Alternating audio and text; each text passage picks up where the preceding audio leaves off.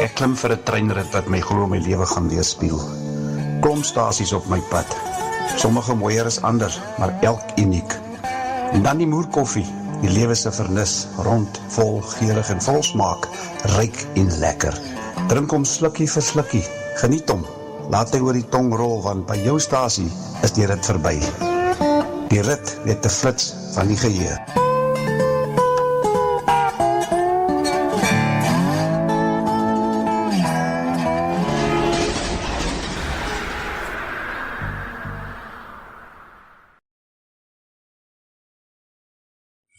Yes, my ou vriend, hoe lyk dinge daar by jou? Yes, lekker dag vandag, is Woensdag, en is middel van die week, is klein Saterdag. Altyd lekker om hier aan my dagboek te werk. Jy weet, daar's niet so baie goed wat gebeur, man. Jy weet, en nie net hier in Suid-Afrika nie, ook in die buiteland en so. En dit raak ons almal maar op 'n manier. Hierdie ding op die oomblik met Amerika en Israel wat links en regs oorlog wil maak teen almal, ons het nou gehoor dat Donald Trump wil blykbaar nou sommer Cuba ook inval. En die man met die groot ore, ek het nie besef die jong man het sulke groot ore nie, is dit dat Trump die heeltyd sy ore buig of trek of wat is dit, maar ek praat van Marco Rubio.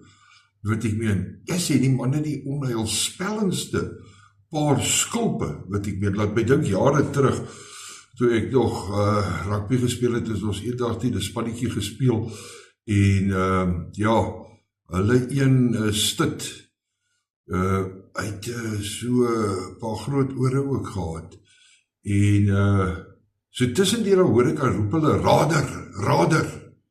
rader, staan nader, dit rym ook nogal. Rader staan nader. Toe kom ek agter hulle praat van hom, die groot ore, hy het so rooi kop ook gehad, rader, die rooi rader.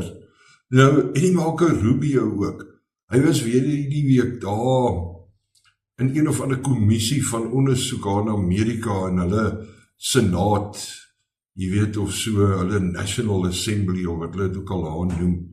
En hulle vraag toe vir hom maar, ons national agencies het al al gesê, hulle het het gewoon ondersoek, dat Cuba is eintlik maar 'n klein raaitjie in hierdie groot terroristiese organisasie, samenswering wêreldwyd, en hy die volgende te sê gehad. The previous administration did a thorough review with the intelligence community and concluded that there was no evidence that Cuba was engaged in ongoing state sponsor of terrorism. Did you find new evidence to support that conclusion? Well, first of all, let me just say that's your question, but you made this long statement of which I disagree with most of it. We won't have time to address every point that you made. So let's stick to Cuba specific, because that's the question that you asked. Cuba has sponsored terrorism, and it's been supported groups. For example, virtually every left-wing, radical, violent terrorist group in the Western Hemisphere has at some point relied on support from Cuba. Daai ore, ek verlustig my nou nie in die grootte van die man se ore nie, maar daai ore is vir my net, hoe dan moet dit gebeur? The ELN, the FARC dissidents, including them, have been involved there. We also know, for example, that Cuba continues to host a pretty substantial collection, intelligence sites on behalf of the Chinese and the Russians. But you look at the region and you look at all of these leftist, Marxist, terrorist organizations, all of them, in many cases, got their seed money from the Cubans. If I can move on. I noticed you did not answer my question, because my question specifically related to whether there was new evidence to support that conclusion. I can just tell you... Why would I need new evidence?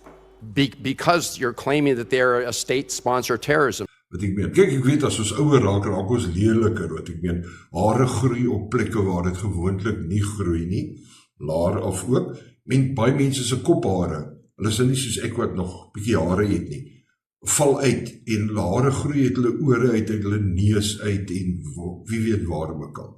Ons hulle nie dieper in daai ene ingaan nie, en hulle ore raak groter, en hulle neuse, en so aan, en maar hierdie is vir my amazing, maar van amazing gepraat, is jy ook al moeg van hierdie ou Amerikaanse president, greatest country in the world, Donald Trump. Alles by hom gaan net oor 'n deal. I'm making a deal. Hy beskou homself as die grootste dealmaker in die wêreld. Breaking news, Axios now reporting that the U.S. and Iran have reached a peace deal. The president announcing the framework of an agreement to end the war and reopen the Strait of Hormuz. Trump says he's, quote, meeting now in the Situation Room to make a final determination. They are getting very close to making a deal. I think we're getting close to maybe doing a deal. We've had very good talks over the last 24 hours, and it's very possible that we'll make a deal. Many of these things have been negotiated and agreed to. We're very close to making a deal. I think there's a very good chance we're going to end up in a deal. If I were a betting man, I'd bet for it. Breaking news, state TV says Iran is suspending fragile peace talks with the U.S. Nou vir iemand soos ek, wat net basiese doodgewone mense is, en waarskynlik jy ook, maak het nie sin nie. Hy is 'n ou kak dealmaker, want geen een van sy deals loop op iets uit nie. Hy het aan die begin, toe hy nou vir die tweede termyn ingekom het, het hy die tariewe ingestel en goed is. Byvoorbeeld, die een wat uit Canada ingestel is, om hulle ook met soort van tariewe te slaan. Toe gaan hulle net so, hey, Don, het jy vergeet? Jy kry meeste van jou krag van ons af.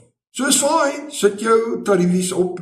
Ons sit net ons tariewe op ons krag op wat jy gaan kry, waarvoor jy baie gaan betaal. Is dit letterlik 'n kwessie van dammer, Donald? Kyk 'n bietjie hierdie ene. Trump claimed in a social media post that too many voices from Republicans and those he called Democrats are slowing him down, writing, "It is much tougher for me to properly do my job and negotiate when political hacks keep negatively chirping at levels never seen before." But the Democrats voted against all of that. But we call them Democrats, and it works out well because I take the word dumb, take the B off, because most people don't know that, dumb ends with a B, but most people don't know. And all I do is I switch the E with a U, and you have a Democrat.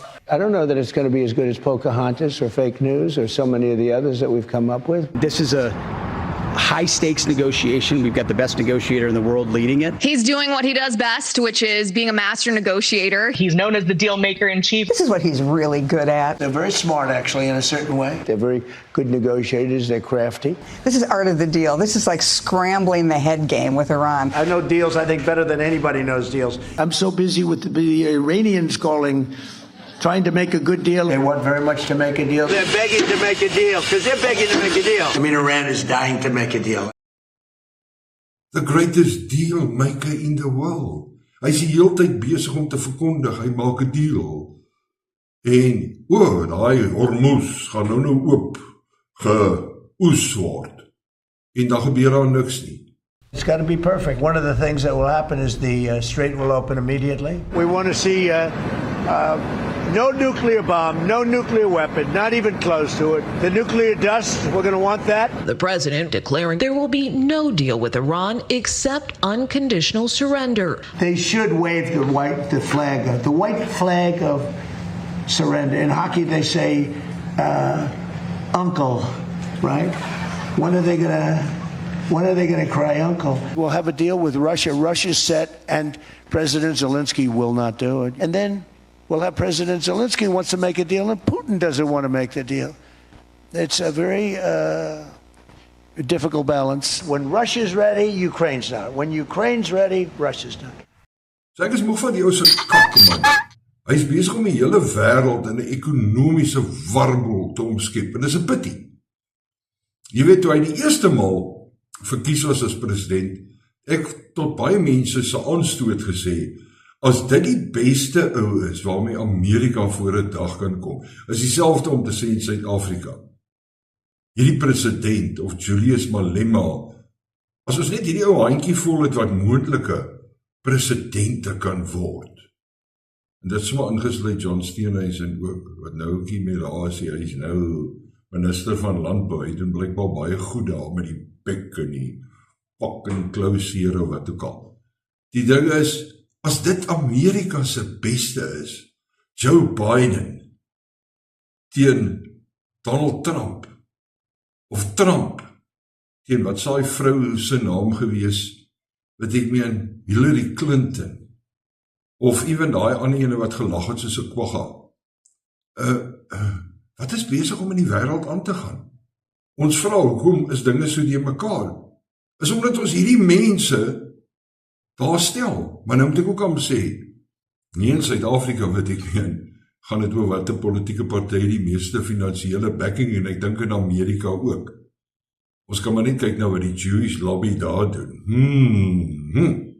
So, die ding is, dit is ons Donald Trump, greatest president in the world, the deal maker, en hy is net absoluut.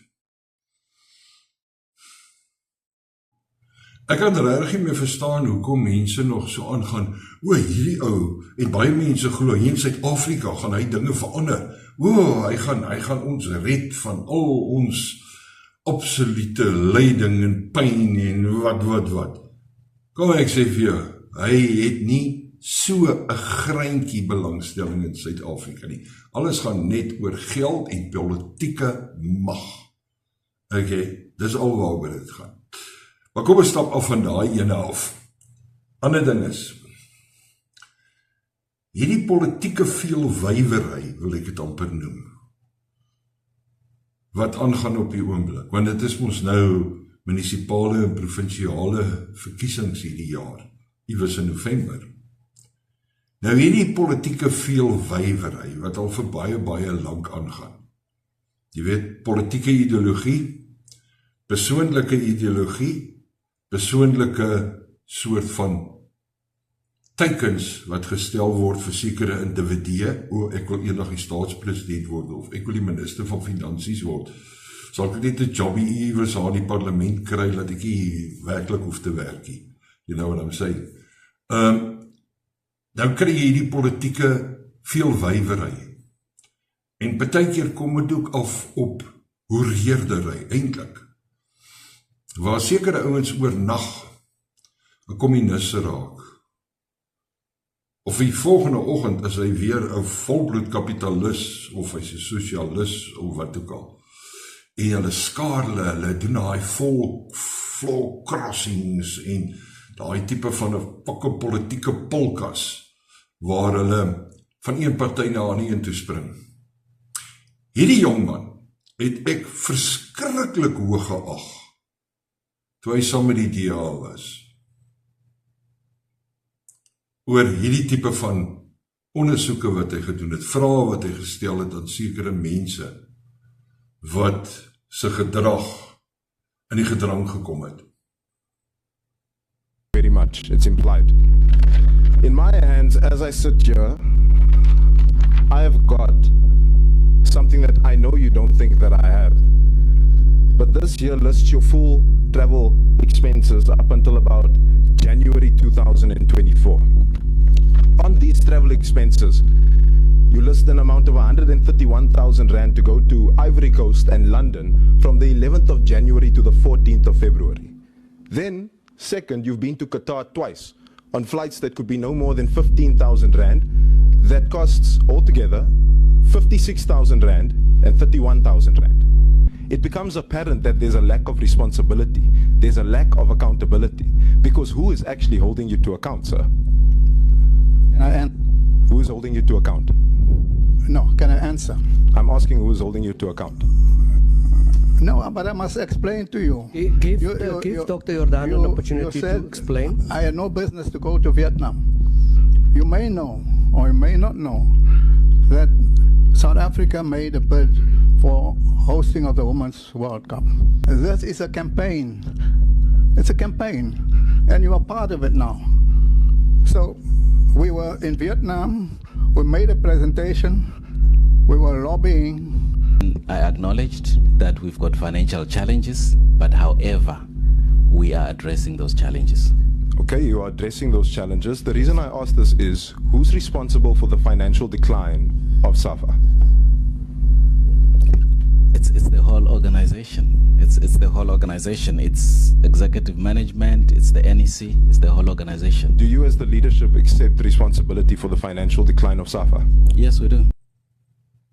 Nou hierdie man, Liam Jacobs, het verlede jaar, ek dink het was hier ongeveer Oktober, September, somewhere, daar rond, so 11 maande terug, 10 maande terug, het hy besluit, die DA, sy party, onder wie hy groot geword het, mannetjie daar van die Noord-Kaap, baie talentvol, ek trek glad nie sy acumen en sy talent, om 'n goeie spreker te kan wees en mense te kan oortuig om aan sy lippe te hang nie. Glad nie. Het hy besluit die DA is nie vir hom nie. Eerstens, die ou kleerding, is nie plek vir kleerlinge nie, ek weet nie hoe kleerling hy is nie, want ek meen, ek self is seker ook maar 'n kleerling. Maar, hy is nie happy gewees oor die DA, met die mense werk nie, huise wat hulle gebou het, die hophuisies hier is te klein, of wat ook al, en so het hy hele ou lysie van goed gehad, jy kan homself gaan opvolg of navors op sosiale media. Toe is hy in Harvard, is hy weg daar so. En raai waarheen gaan hy? Hy gaan na die PA toe, die Patriotic Alliance, met Gayton McKenzie. En hy sê daar, hy kondig het aan met groot bravade, hy bedank nie eens nie. Ek verstaan, hy het nie eens bedank nie, ek verstaan, hy het net oorgegaan, geskuif, pad gevat. En op sosiale media staan hy waarskynlik al met daai baie mooi groen, ek wil hom sê, Gayton, jy het mooi hemde, baie mooi groen hemp en so, staan hy daar so en hy verkondig, hy het sy tuiste gevind. Annie, I'm home, daai type van ding. Anyway, so hier is hy. En hy gaan aan deur die afgelope 10, 11 maande of wat ook al. En hy vind nie werklik sy nuwe tuiste na sy smaak nie. En die verlede week, ewe skielik op sosiale media, kyk hier, is hy terug met groot jubilation, die verlore seun, teruggekom huis toe. We welcome him back with open arms. It's great to have him back home. And you know what, there's nothing wrong with admitting that you made a mistake. In fact, that's a sign of maturity, it's a sign of leadership. So I greatly appreciate the bravery that he has shown to say that he went to the PA, he realized what the truth of it was, and now he's come back because he knows that we are trying to build something truly great for South Africa that brings all South Africans together under the roof of the DA to make our country work for everyone. He's seen that. We love to have him back. Daar het jy dit, uit die perd se bek uit, hy is terug by die huis, en sy tuiste, sy ou tuiste, hy het dit gemis daar, hy erken, as 'n jong man van, kyk die mannetjie is baie jong, maar dit nog steeds, ek het dit destyds ook gesê van die een Hofmeyer, wat so tussen Louis Liebenberg en, ek weet jy, 'n paar politieke partye, MK, wie het ook al gespring het nie, ja, hy is jonk, maar daar is 'n tyd in jou lewe wat jy kom. En daai tyd kom seker vir almal maar so hier ongeveer by so 16, 17. Wanneer jy begin verantwoordelikheid moet vat vir jou eie dade. As jy jou bed opmaak, dan slaap jy in hom. En jy kom nie met allerhande ou verskoningkies, ja, maar as die en daai het gesê nie, my maat was altyd gevra, so as Piet vir jou sê, spring in die vuur, dan spring jy in die vuur in, hè? So, daar kom 'n tyd in jou lewe wat jy moet besef, ek het vir my kinders ook altyd gesê, onthou nou, jy kan pregnant raak, maar jy gaan daai baba groot maak. Vrydae wanneer jou somme lekker daar so by die klap sokkie en so aan, nie dink oupa gaan plan maak nie, nee, jy, sussie, gaan dit doen. Kom 'n tyd in jou lewe wanneer jou verantwoordelikhede saamloop met jou dade. Dit wat jy doen, as altyd consequences. En as jy iets besluit vir jouself, En het werk nie heeltemal lekker uit nie. Vat hom op die chin, man. Ja. Anyway, kort nie lang van het is, Guyton het bietjie gepraat. En hy die volgende te sê gehad. Hy het gesê, hy wag al lang al vir hierdie ene. When Liam didn't work the ground, when we were working, he went to Rwanda, never worked the ground with us. So we could see he's on his way out, so we knew. So yesterday when I was speaking about the man, about him, that one can leave, but 100 comes in. He's never understood. PA is not a middle class, upper middle class party. We are on the ground. We are the lowest LSM, the lowest people that has no incomes vote for the PA. The people with no money, people with no opportunities, people with nothing. He cannot speak to them, and he's never spoken to them, ever.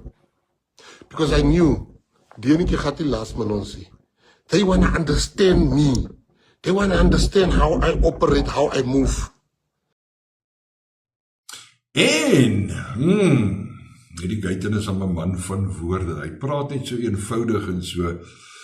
Ek sal altyd vir hom 'n soort van 'n bietjie respek hê, want hy praat wat hy dink. Dus kom ek baie keer hoe ek sê, ouens soos Julius Malema en daai ouens, ek kan nie werklik heeltemal totaal afmaai nie. Want hulle is ten minste eerlik met ons. Hulle sê vir ons presies wat ons wil doen. Nie soos hierdie ou jakkalse wat vir jou 'n storieetjie vertel voor die verkiesing en na die verkiesing en hulle dit en daai en so nie. Ek het respek vir sulke mense. Maar toe raak Guyton. Nie teen my verwagtinge nie. Raak hy so 'n bietjie filosofies. Now, the problem with, if you, and I say it respectfully, and don't say I call Liam a dog, because I know this is how you're going to spin it. But I'll make an example. I call myself a grondhond. Ek is a grondhond. But you see, when you have a kennel, when you have a kennel, and you have a dog in that kennel, and you fasten that dog with a chain, and the chain is just 10 meters, oh, not even 10 meters, 5 meters. If you have a long chain of 5 meters, and you fasten that dog for a very long time, and that dog, every time the dog wants to run, he can't run because then the chain catches him back. And for years, that dog will know this chain is this long, so I can't go further than the chain. But when you unfasten the chain, that dog wouldn't know that he's free. He will not walk free in the yard. He will still stay 5 meters from the kennel. Sien jy die tipe van 'n parallel wat hy trek? 'n Hond wat vir te lank staan op 'n draad met 'n ketting. En na 'n tyd het hy nie meer visie buitekant daai radius van vryheid wat daai ketting omgee nie. En hy sê toe terselfdertyd ook die volgende. So he did what he did, which I must respect him. A man, let me tell you something, I'm older than 12. If Liam wants war with PA, he should continue with what he's continuing with. We'll make social media for him very uncomfortable. But we don't want to do that. We want to wish him well. He said a month ago, he doesn't like the politics of attacking. Today he's attacking us. This is the man that said he doesn't want politics of attacking. We've never started to attack him. Ons is nie in 'n koma nie. Moenie hom fout maak nie. Hy sal niks post hier op die social media. Ons sal ons hele attention by jou direct. But we don't want to do that. So, bamba yourself, Masakant. Bamba yourself. Ja, wenna. Jy kan ons aanvat. Maar ons gaan nie met jou kak praat nie, maar jy van ons kak praat, dan gaan ons vir jou met die emmer gooi. Lekker, Suid-Afrika, wat 'n lekker land, man. Ons praat altyd van, hulle gaan UK toe, of hulle gaan hierna toe, of daarna toe, my ou maatjie. Daar aan die kant, gaan die dinge maar soos oral. It's a wild, wild world, soos Cat Stevens altyd gesing het. Why not, ek sê vir jou Saterdagoggend 8uur op die Moer Koffie Express. En onthou, koffie, altyd 'n wenner. Voedsel vir die siel. Maak jou rustig. Jy het geen ander medikasie nodig as jy Moer Koffie drink nie. Bye bye. Die Moer Koffie Express, Saterdag van 8 tot 10.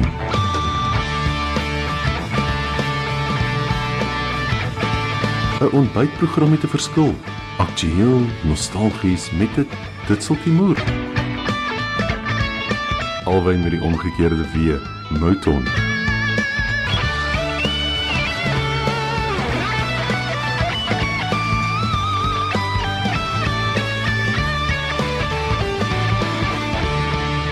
Net hier op Radio Suid-Afrika. Radio South Africa. Your voice.